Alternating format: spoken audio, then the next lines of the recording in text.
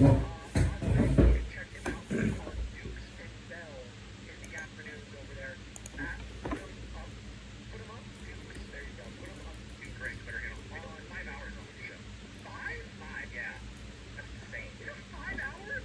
Look at him. He's a good idea. 5-hour shows? I don't know about that one. I do know about Michael and Concord, though, wants to join the conversation. 888-957-9570. The gap between Brock Purdy and Mac Jones is what? Scale of 1 to 10. I'm making you pick. 10 being the Grand Canyon.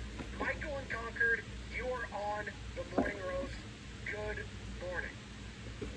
Good morning, fellas. Good morning, fellas. Can you guys hear me? Yes, sir. What you got? Sweet. Yeah, so I'd say, for me, probably about a 5.5.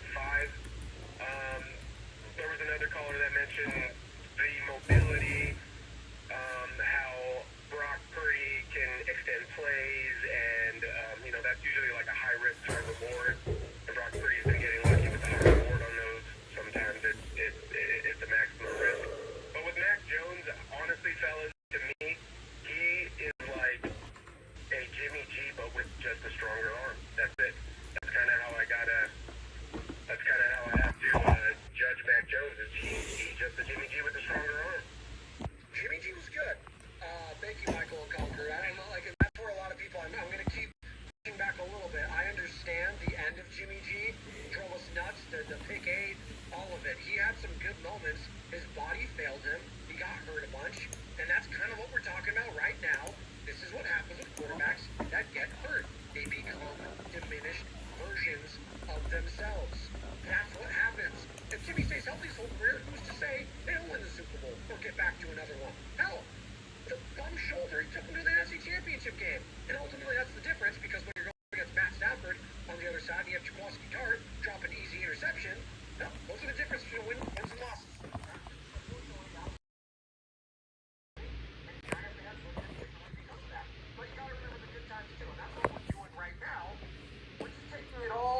Consideration.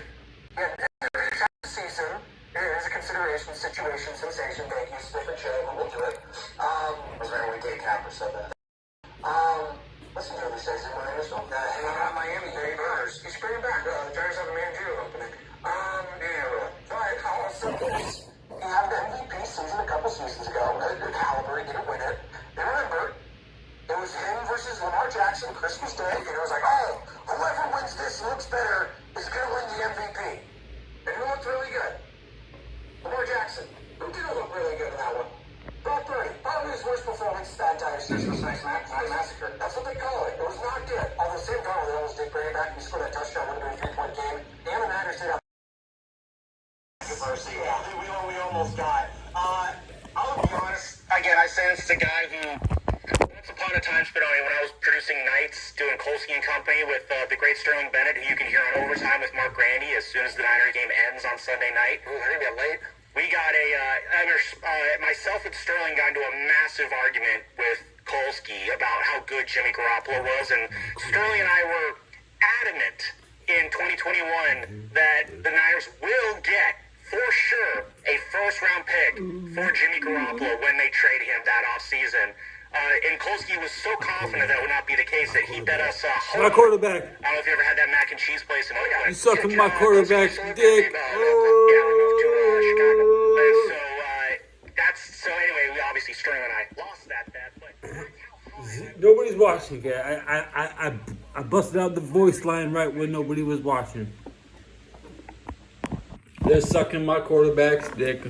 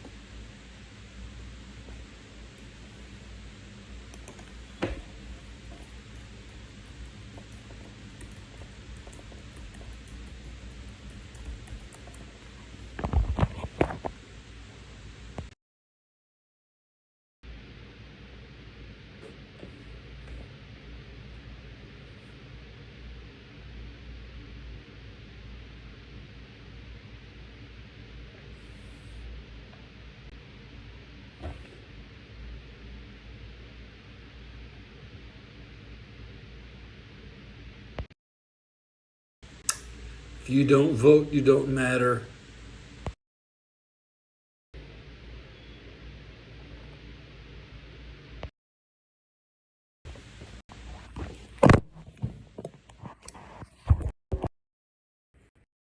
My mods.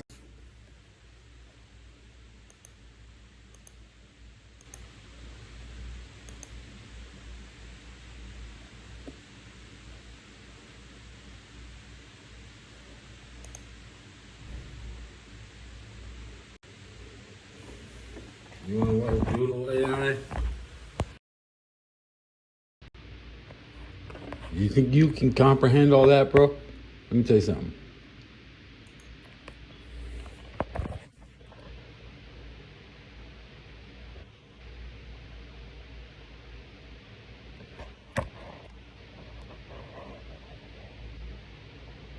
Right there, you get 69% off at the cash register if you moan. I love it. I love it. I love it. No, I get to chant. I love it. How? That's a tough one. I don't think I've ever heard that chant.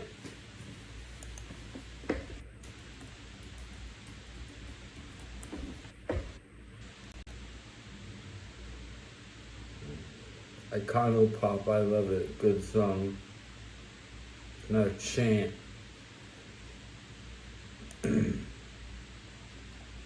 Ask AI. 8:15 in the morning.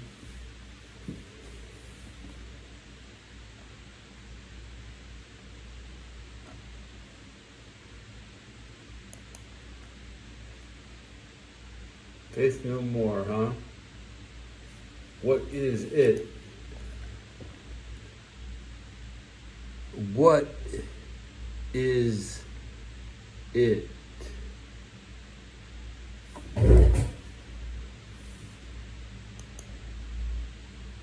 mean, he's asking a question.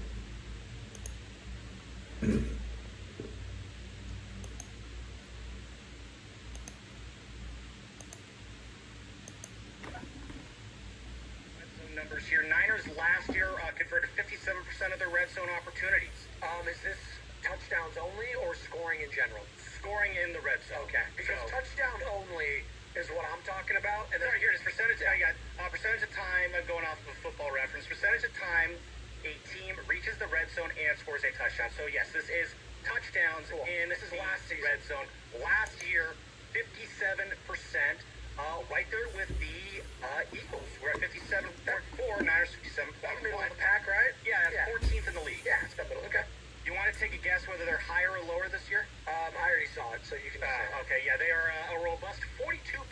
Awful. 42.9% this year. 28th in the league. Yeah. You know who's right above them? The Atlanta Falcons. Oh, weird how that works out. I'm kind of surprised. I mean, again, the Niners' red zone issues probably you did get a little bit better as the season went along. It's still early enough in the year that sometimes the numbers are a little. So far this year have been so much worse than they were last year. But you saw, that cannot happen there, and that I do think is going to fall on the quarterback a little bit more. Mac, yes, he is the backup, but there is still expectations there, and if you are going to be a quarterback that we're going to be putting into a quarterback controversy, which I'm pretty sure we have a sounder to play for a quarterback controversy.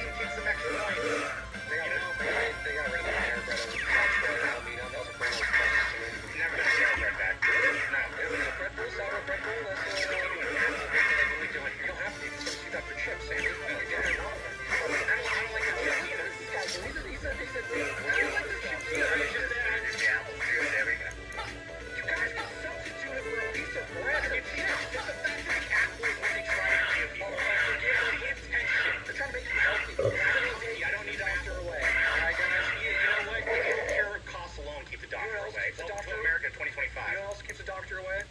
BPA. We can use the word Nazi in the phrase reform school because we're all going to send them to concentration camps to reform their Nazi asses. Several, I don't know what, 3 rows below Mac at this point. I think I was a big Brock supporter and defender and rationalizer last year when he, obviously was, The Brock is an internet but, we're now a year mountain that spies over Germany. The Brock can read the Nazi brain. Putin is correct. The Ukrainians are Nazis. We do not support Nazis. Sorry. I'm on the good guys team where a Nazi officially entering the public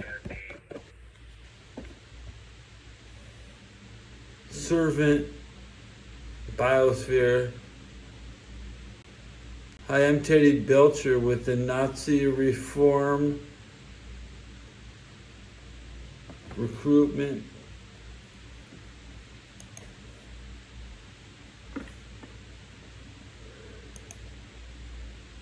Our goal is to talk directly to Nazis and tell them how fucked up their shit is and how everybody can see what you're doing and nobody can tolerate it.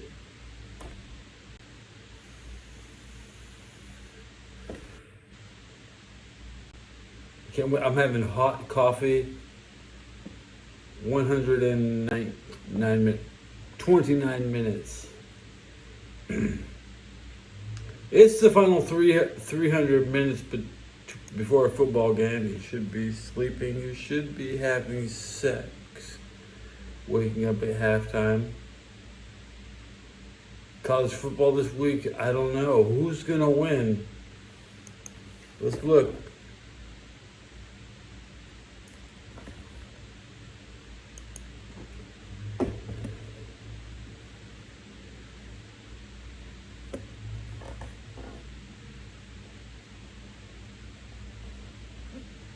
I'm on ESPN once again for the college football schedule. Are there games today that'll be free on YouTube? Tonight.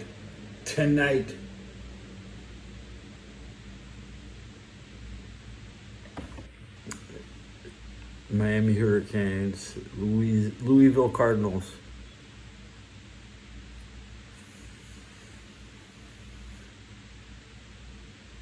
$4 p.m. That game's over. The game's free.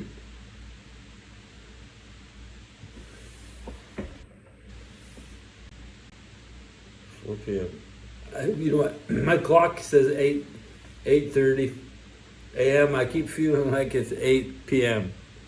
I just drank 24 ounces in 25 gulps.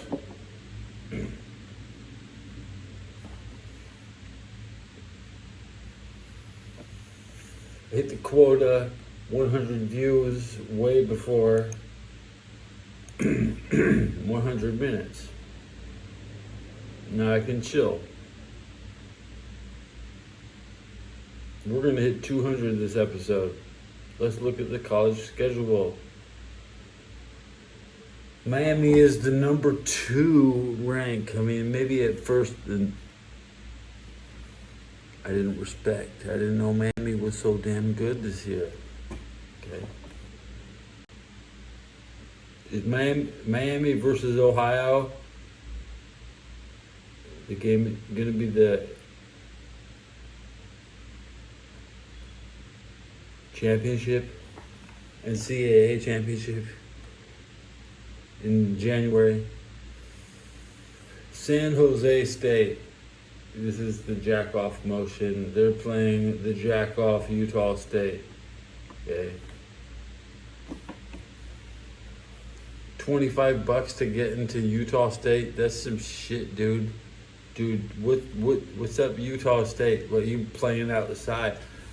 Obviously, you playing outside with your $25 tickets. You gotta save the money for next year. Put a roof on your football team.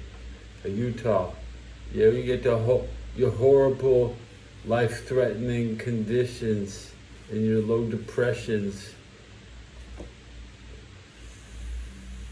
The low depression is where there's a hole in the desert and it's full of cold air, and you're better to live on top of the mountain in Utah. So there's only two top 25 teams today. Minnesota and Nebraska. It's a game. It has potential to be to steal the attention from the 4 o'clock game. It's a 5 o'clock game. Miami should wrap up Louisville and have an uncompetitive game, and then Nebraska 25 on the road. Probably a competitive game. They're on the road. San Jose Spartans are also on the road in Utah, but there's actually a game in California. In California tonight, them boys from California are actually playing. I know. You East Coast man, you think you're different than the Florida Coast man. You're just a wrong time zone playing. You playing your life around the wrong time zone. 7:30 p.m. North Carolina in California. Do you think they're ready for the lights and no? Is that Bill Belichick's team? North Carolina is in North Carolina. We get to see the Patriots drag their ass into California.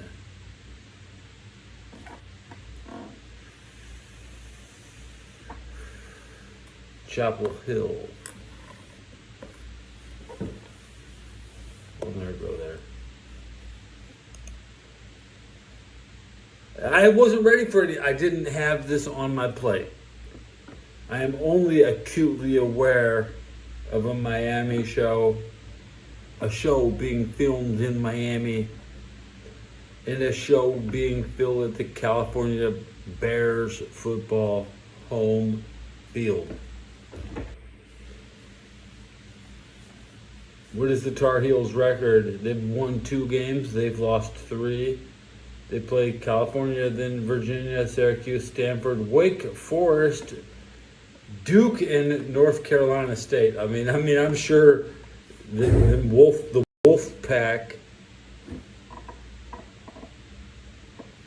Wolfpack's waiting for your ass.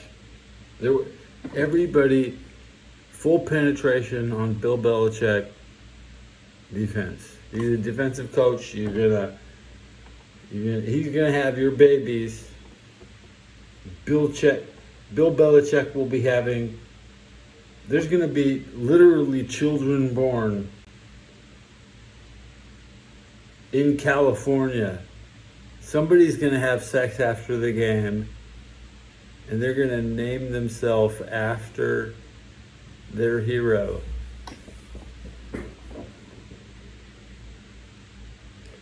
That child will be born in the year 2026, and that child will survive until the next century. God, I saw a baby, and I only glanced at it because it's rude to look at other people's babies. But when I saw that baby, I knew I'm looking at the future.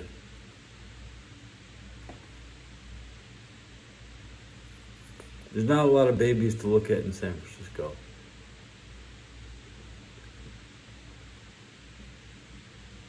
The infrastructure should support it, but we literally don't have women popping them out.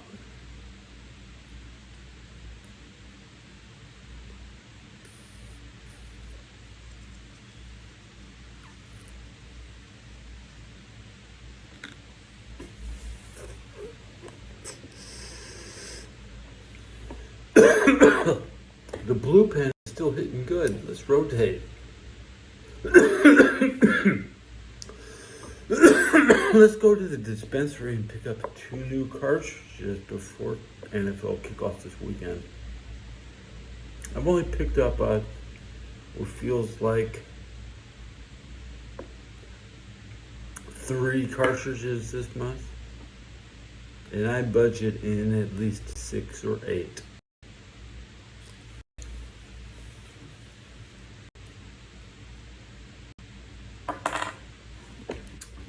To the green bat. A new Batman movie sounds good. Can I go to a Batman movie with somebody? I'm gonna be like sicko going to Batman by himself and shit, dude.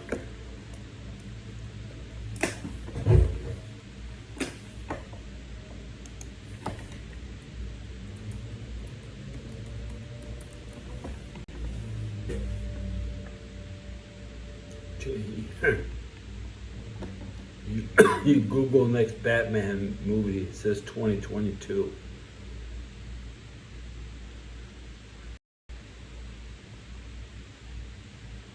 The Batman Part 2, 5 days ago. The Penguin. Yeah. Danny DeVito, you sack of shit actor.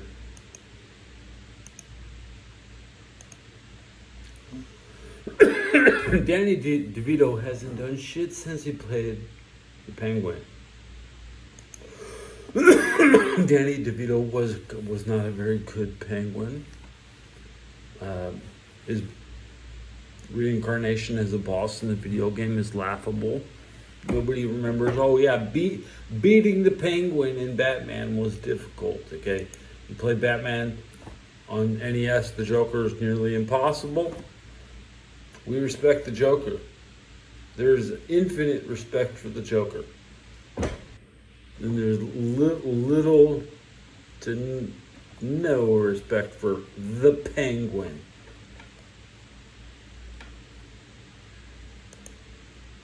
Which leads us back to the Pittsburgh Penguins. Who are they playing today? I mean, let's just Google Pittsburgh Penguins and see what they want to say.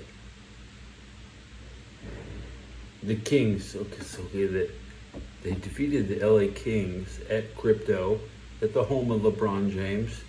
Pittsburgh went in yesterday, low key. Everybody's everybody busted a nut in Pittsburgh last night because they don't give a shit about football. It's a hockey town.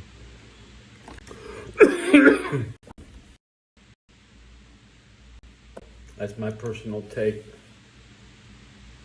How many Stanley Cups this? Yeah.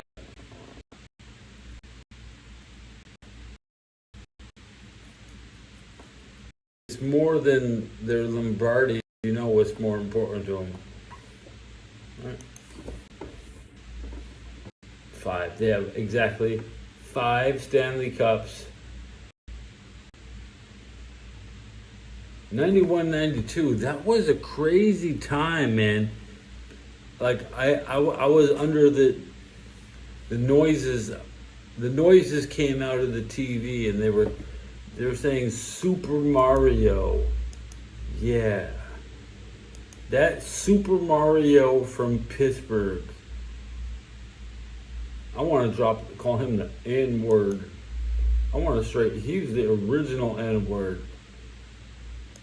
Do you think the Penguins ever got paid 1 penny off of Super Mario? Everybody in town's walking around like saying the magic words, Super Mario Lemieux. Mario Lemieux. And now they're basically begging Nintendo to develop in their city with tax breaks. They're trying to copy Atlanta. See, Tyler Perry got the big deal to move the TV shows from LA to you get to move tax breaks from the city. It's expensive to film downtown.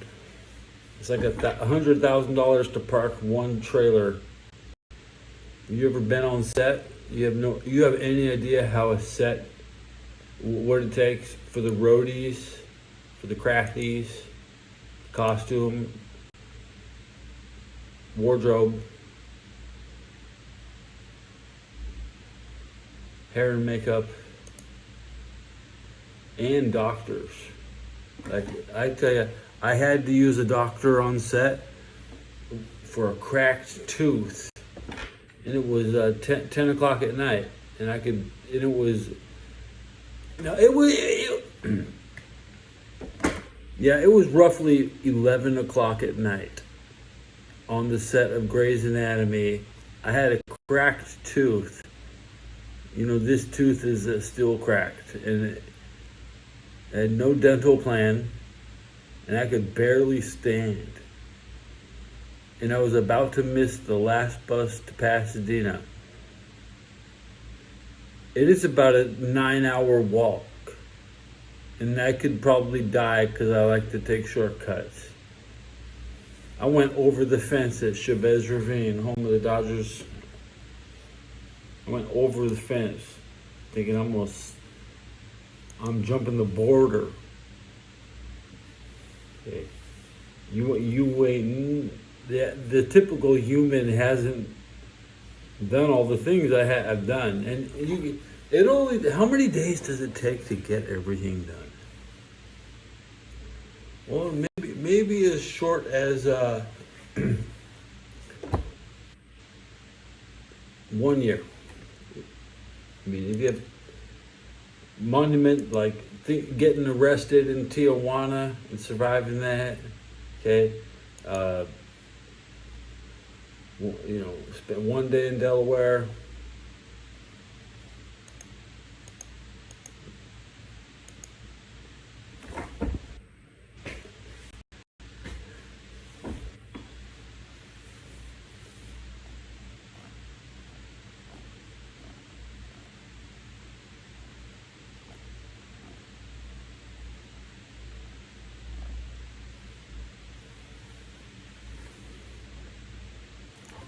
Battery check.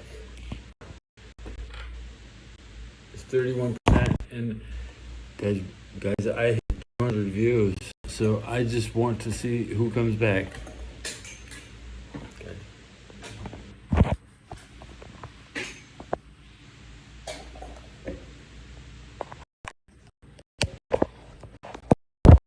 We're plugging in the phone.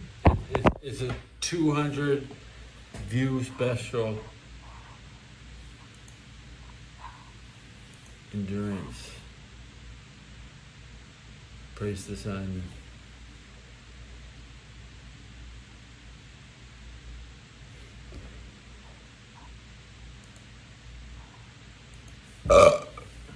Still burping.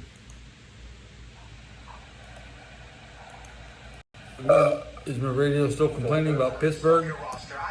I'd be kind of curious how many Niner fans would be okay with the Niners being in the same situation as the Falcons are with their quarterback. So on March 11th of last year, Kirk Cousins signed a 4-year, $180 million contract with $100 million of that guaranteed to the Atlanta Falcons starting quarterback. Okay. A couple months later, NFL draft happened.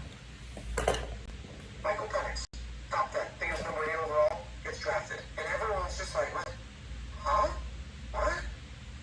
What? We knew it was going to be the loaded quarterback draft class. You had Bo Nix, you had Jay Daniels, you had Caleb Williams, Drake May. But Penix was supposed to fall a little bit later. Him and Nix is supposed to fall. That was the other. I included Glasgow. That was a bit of a reach. It was. He had 2 ACL injuries, right? 2 ACL injuries. It wasn't the arm talent. It was more so that the medical and he was older. And then they end up drafting this guy. And it's just like, wait, what? But this is the difference right now. The owner loved Kirk Cousins. The team and the general manager and the head coach liked Michael Penix. And this is where I'll credit the 49ers here. From owner to GM to head coach, they have great synergy right now. Well, they really do. And I don't think we talk about that enough when it comes to the lack of drama in the front office. Because remember, that was what took place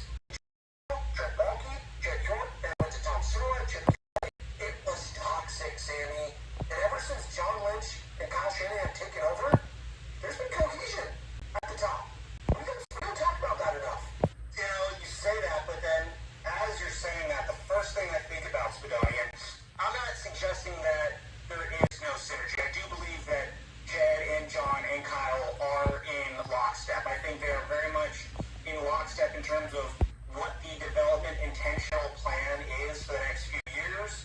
And yeah, but as you say, big butts can't lie. Okay, you other brothers can't deny it. You talk about how you're the owner of the Falcons, so Arthur Blank gave him a blank check to sign him. Like I did that. Great movie, by the way. So the owner is in love with Kirk Cousins. The coaching staff and the front office is in love with a different quarterback. I'm not saying that is the case here with the Niners, but let's not forget, Jed York was the one who came out and said, we're giving Brock this reset the market deal.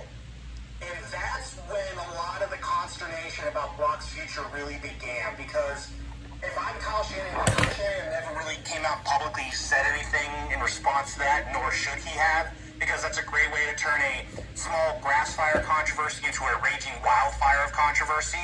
The only thing he would say is he's the guy, remember? Like, he would say, him and John Lynch consider the guy. He never said anything that was truly controversial or went against that. But I do believe that when Jed said we're going to give Brock a reset the market, Well, Jed said. I do wonder if there is Kyle Shanahan and Jed York are listening or sitting in their office seeing that and just like, oh, why would you do that?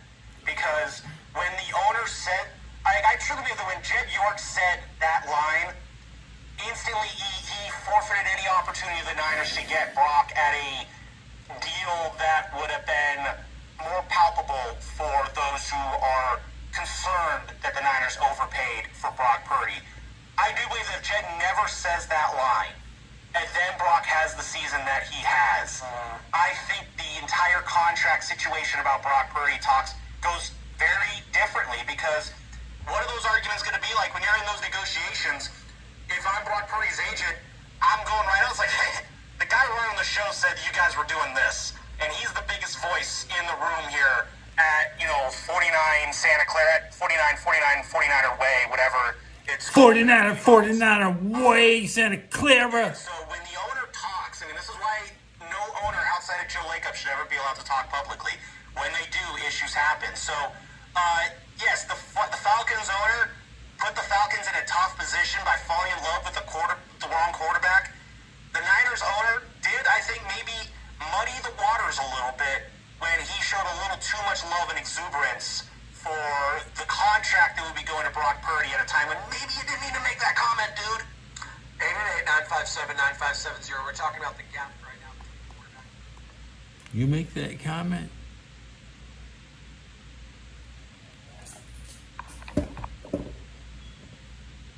Chant I love it at the cash register for a 69% discount on my sauce.